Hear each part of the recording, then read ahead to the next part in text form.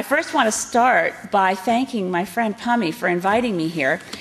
She invited me to this conference before I actually was living nearby, so I think she was prescient. I don't know how she knew that I'd just have a short drive in the Prius to make the conference. I mean, who knew? Because I think I was invited to speak here, well, I don't know, it was when you were first at early planning. So I'm very grateful to Pummy, and I think it's really important to have a society of educators focused on peace and global education, and to take on this question of the green challenge for environmental sustainability for Canada. I want to touch on a couple of topics, but I thought I'd start because I found it also, like Richard, seeing this morning's Globe and Mail, there were some things that struck me. And the front page, which I'll hold up in a minute, presents two quite stark visions of Canada and our challenge in terms of how we see ourselves in the future. One is celebratory. By God, it says, this time the games will be bigger. They will be broadcast and analyzed in minute detail as never before, and they will be touted as evidence of a different Canada, a more confident Canada, unapologetic, swaggering even, ready to kick butt and take names. The other side says, Ottawa dashes hope for treaty in Copenhagen. That's your front page. That's our two visions. That's the choice. It's essentially Irwin's choice, defense of life over accumulation. And his way of phrasing it reminded me very much of something David Corton, who is an economist. Some of you may know him from Yes magazine. If you're interested in education and global peace, you probably have seen Yes, because it tries to keep focusing, as Richard did, on what's our positive vision for our future, what's it look like. David Corton's also written extensively on globalization, the kind of forces that Irwin described in Colombia. But he described it very simply as we're now in a contest, and we used to think it was capitalism versus socialism, or various isms, democracy versus communism. And what kind of isms are we talking about now? We're not really. He said the current conflict in which we find ourselves is a choice between life and money. That's another way of saying what Irwin said. We're looking at a world in which, and continuing with David Corton's view of it, in which to create wealth, to have capital, you take things that are living and you make them dead, and at that point they're worth something. That's a simple view of it. And then to have Irwin actually bring to light that the indigenous people of Colombia have put the current challenge that we face of a conflict between having and being, and that would come from indigenous people in Colombia. For me, it resonated immediately. I felt the hair on the back of my neck go up, because that first time that I ever heard someone say, we must include in this document that we have to be a society that values being more than having, as a Gandhian principle.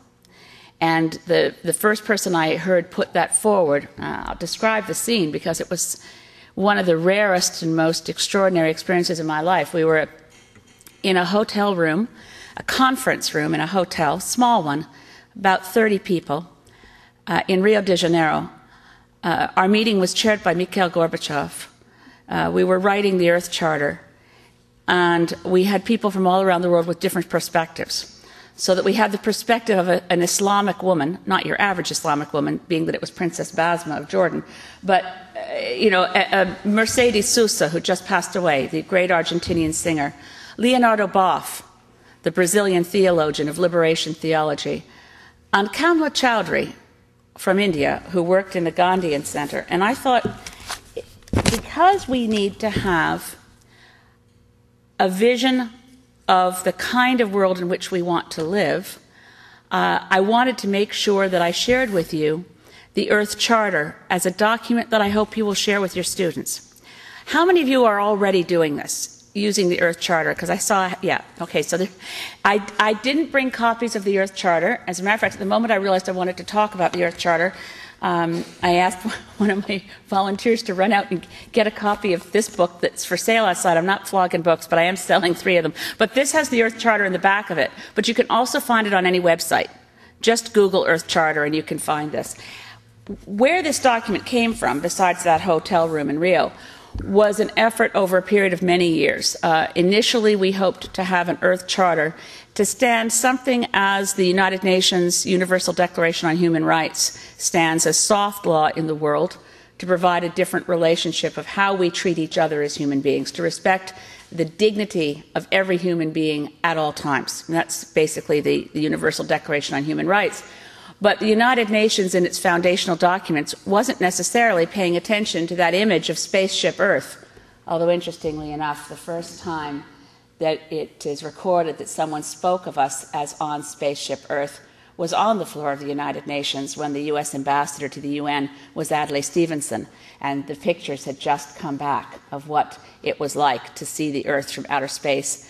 And he referred to us as passengers on this fragile craft. Well, we're increasingly realizing that we are not mere passengers on a fragile craft, but if you look at the great cosmologists like Brian Swimme, or you look at the work of Father Thomas Berry, you realize we are co-creators and part of an evolutionary process in which we play a very important role, not mere passengers, and not mechanistically at the controls either, whether as spaceship captains or railway engineers. The point is, it's not mechanistic. We have a role with all of creation as co-creators. So all of this thinking process about our relationship, not just as human beings one to the other, which was why the United Nations was formed, basically to keep us from all going to war all the time, but how do we relate to the Earth? That hadn't been really on people's minds in 1949 when the United Nations Charter was written. So this Earth Charter first was being developed with the idea that it would be one of the documents that would be agreed to in Rio at the 1992 Earth Summit. And that didn't happen. Now that in itself was a fascinating experience. I worked on it a bit. I was more engaged with the Biodiversity Convention and the Climate Change Convention.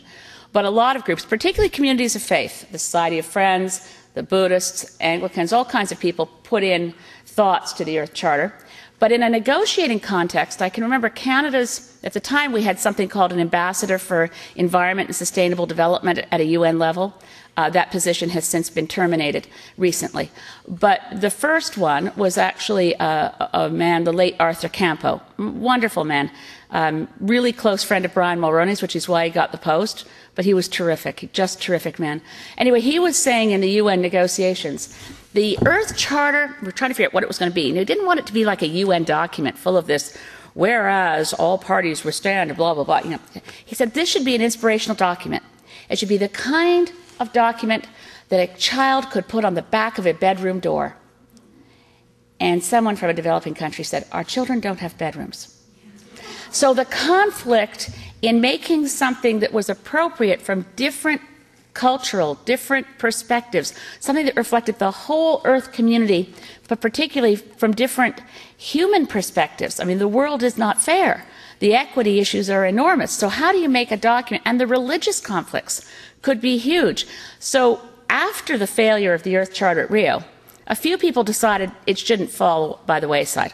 One of those was the Prime Minister of the Netherlands at the time, Ruud Lubbers. Another was Mikhail Gorbachev, and another was Canadian Maurice Strong. So the work began to try to get this thing back on the rails. They held consultations around the world. I think the consultation in India is so fabulous. The consultation in India, 30,000 people showed up. They were out sort of in a field over a period of days debating and discussing how this would work.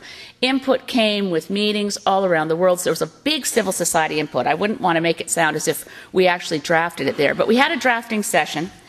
And the section, I want to read the preamble, and then I'll get to the section that is so very Gandhian, but which apparently is also indigenous. But the preamble is this. We stand at a critical moment in Earth's history, a time when humanity must choose its future. As the world becomes increasingly interdependent and fragile, the future at once holds great peril and great promise. To move forward, we must recognize that in the midst of a magnificent diversity of cultures and life forms, we are one human family and one Earth community with a common destiny. We must join together to bring forth a sustainable global society founded on respect for nature, universal human rights, economic justice, and a culture of peace. Towards this end, it is imperative that we, the peoples of Earth, declare our responsibility to one another, to the greater community of life, and to future generations.